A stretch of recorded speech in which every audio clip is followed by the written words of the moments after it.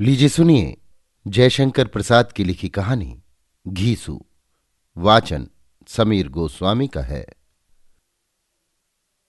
संध्या की कालिमा और निर्जनता में किसी कुएं पर नगर के बाहर बड़ी प्यारी स्वर लहरी गूंजने लगती। घीसू को गाने का चस्का था, परंतु जब कोई ना सुने वो अपनी बूटी अपने लिए घोंटता और आप ही पीता। जब उसकी रसीली तान दो चार को पास बुला लेती, वो चुप हो जाता, अपनी बटुई में सामान बटोरने लगता और चल देता। कोई नया कुआं खोजता। कुछ दिन वहां अड्डा जमता। सब करने पर भी वो 9 बजे नंदू बाबू के कमरे में पहुंच ही जाता। नंदू बाबू का भी वही समय था, बीन लेकर बैठने का। घीसू को देखते ही वो कह देते, आ गए घीसू। हाँ बाबू। गहरे बाजों ने बड़ी धूल उड़ाई। साफे का लोच आते आते बिगड़ गया।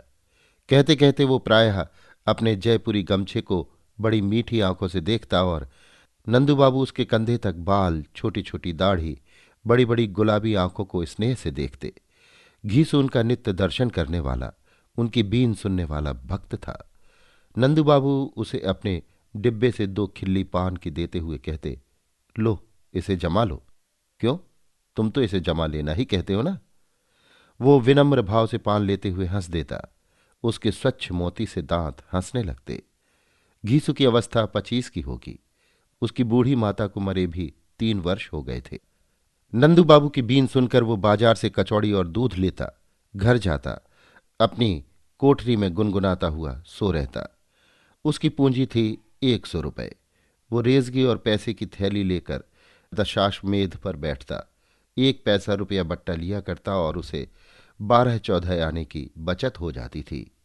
गोविंद राम जब बूटी बनाकर उसे बुलाते, वो अस्वीकार करता। गोविंद राम कहते, बड़ा कंजूस है, सोचता है पिलाना पड़ेगा, इसी डर से नहीं पीता। घीसू कहता, नहीं भाई, मैं संध्या को केवल एक ही बार पीता हूं। गोविंद राम के घाट पर बिंदु नहाने आती। 10 बजे उसकी उजली धोती में गोराई फूटी पड़ती। कभी रेजगी पैसे लेने के लिए वो घीसू के सामने आकर खड़ी हो जाती। उस दिन घीसू को असीम आनंद होता। वो कहती, देखो, घिसे पैसे न देना। वाह बिंदु, घिसे पैसे तुम्हारे ही लिए हैं। क्यों, तुम तो घीसू ही हो, फिर तुम्हारे पैसे क्यों ना घिसे होंगे। कहकर जब वो मुस्कुरा देती तो घीसू कहता, बिंदु, इस दुनिया में मुझसे अधिक कोई ना घिसा, इसीलिए तो मेरे माता पिता ने नाम घीसू रखा था। बिंदु की हंसी आंखों में लौट जाती। वो एक दबी हुई सांस लेकर दशाश्वमेध के तरकारी बाजार में चली जाती। बिंदु नित्य रुपया नहीं तोड़ाती, इसीलिए घीसू को उसकी बातों के सुनने का आनंद भी किसी किसी दिन न मिलता। तो भी वो एक नशा था जिससे कई दिनों के लिए भरपूर तृप्ति हो जाती। वो मूक मानसिक विनोद था। घीसू नगर के बाहर गोधूली की हरी भरी क्षितिज रेखा में उसके सौंदर्य से रंग भरता, गाता, गुनगुनाता और आनंद लेता। घीसू की जीवन यात्रा का वही संबल था, वही पाथेय था। संध्या की शून्यता, बूटी की गमक, तानों की रसीली गुन्नाहट और नंदू बाबू की बीन सब बिंदु की आराधना की सामग्री थी। घीसू कल्पना के सुख से सुखी होकर सो रहता। उसने कभी विचार भी न किया था कि बिंदु कौन है। किसी तरह से उसे इतना तो विश्वास हो गया था कि वो एक विधवा है, परंतु इससे अधिक जानने की उसे जैसे आवश्यकता नहीं। रात के 8 बजे थे। घीसू बाहरी ओर से लौट रहा था। सावन के मेघ घिरे थे। फूही पड़ रही थी। घीसू गा रहा था, निस दिन बरसत नैन हमारे। सड़क पर कीचड़ की कमी न थी। वो धीरे धीरे चल रहा था, गाता जाता था। सहसा वो रुका। एक जगह सड़क में पानी इकट्ठा था। छींटों से बचने के लिए वो ठिठक कर किधर से चले सोचने लगा। पास के बगीचे के कमरे से उसे सुनाई पड़ा, यही तुम्हारा दर्शन है, यहां इस महूजली को लेकर पड़े हो मुझसे। दूसरी ओर से कहा गया, तो इसमें क्या हुआ, क्या तुम मेरी ब्याही हुई हो जो मैं तुम्हें इसका जवाब देता फिरूं। इस शब्द में भर्राहट थी, शराबी की बोली थी। घीसू ने सुना, बिंदु कह रही थी, मैं कुछ नहीं हूं, लेकिन तुम्हारे साथ मैंने धर्म बिगाड़ा है, सो इसीलिए नहीं कि तुम मुझे फटकारते फिरो। मैं इसका गला घोंट दूंगी और तुम्हारा भी। बदमाश। ओहो, मैं बदमाश हूं? मेरा ही खाती है और मुझसे ही। ठहर तो देखूं किसके साथ तू यहां आई है, जिसके भरोसे इतना बढ़ चढ़कर बातें कर रही है। पाजी, लुच्ची, भाग नहीं तो छुरा भोंक दूंगा। छुरा भोंकेगा? मार डाल हत्यारे। मैं आज अपनी और तेरी जान दूंगी और लूंगी, तुझे भी फांसी पर चढ़वा कर छोड़ूंगी। एक चिल्लाहट और धक्कम धक्का का शब्द हुआ। घीसू से अब न रहा गया। उसने बगल के दरवाजे पर धक्का दिया। खुला हुआ था। भीतर घूम फिरकर पलक मारते मारते घीसू कमरे में जा पहुंचा। बिंदु गिरी हुई थी और एक अधेड़ मनुष्य उसका जूड़ा पकड़े था। घीसू की गुलाबी आंखों से खून बरस रहा था। उसने कहा, है ये औरत है, इसे। मारने वाले ने कहा, तभी तो इसी के साथ यहां तक आई हो। लो, ये तुम्हारा यार आ गया। बिंदु ने घूम कर देखा। घीसू। वो रो पड़ी।